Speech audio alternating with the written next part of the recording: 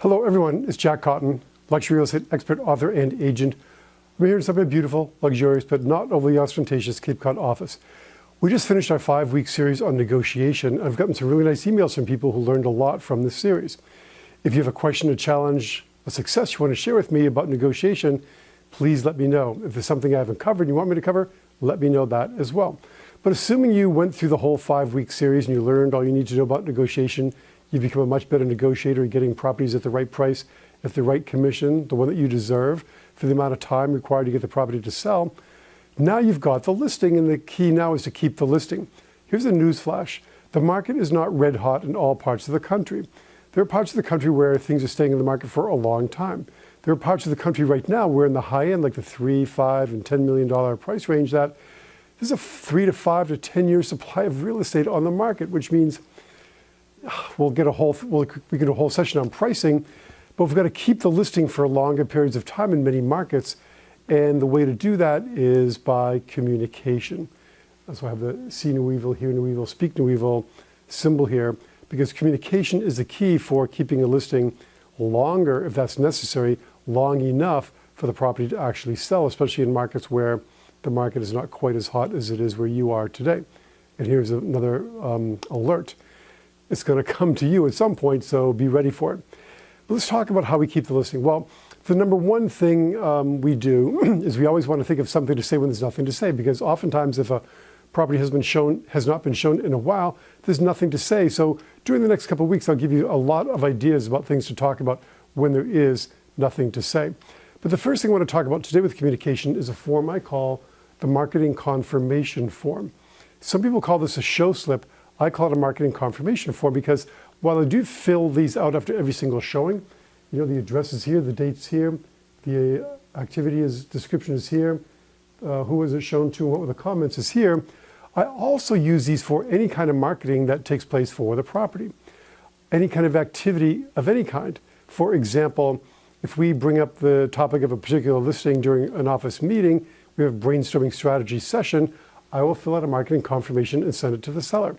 If I meet somebody in the produce aisle of the supermarket and I talk about this particular listing, I will fill out a marketing confirmation and send it to the seller.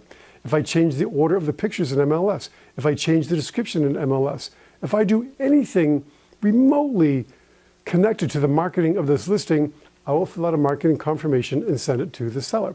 Now the show slips I keep separately in a separate part of the folder because a lot of times the seller will say to me, how many times have you shown the property? And with our antiquated little system here, this is what works for us. So here's my system. I designed this as an 8.5 by 11 sheet of paper. And you can see it has the comments here and then feedback here. So what I do is I leave this on the kitchen counter of the seller's property.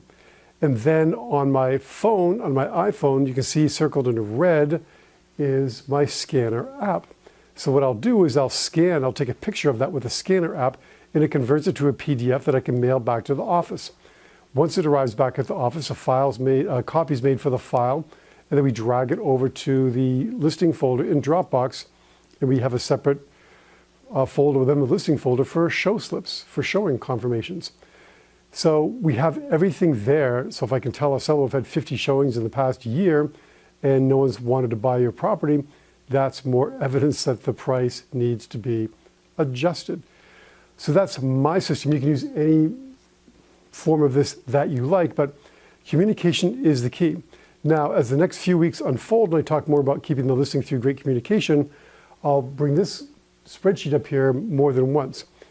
And it's a really simple way of illustrating and keeping track of how often you communicate with your sellers. So I have the address of the seller, the MLS number, their name and the price. And then I have this 4 weeks in a month, and it goes all the way for all 12 months. Just this part is what would fit on the screen. Just remind me to do weekly communication, and I'll talk to you a lot about that as well. If you want a copy of this spreadsheet, I'll be happy to send it to you.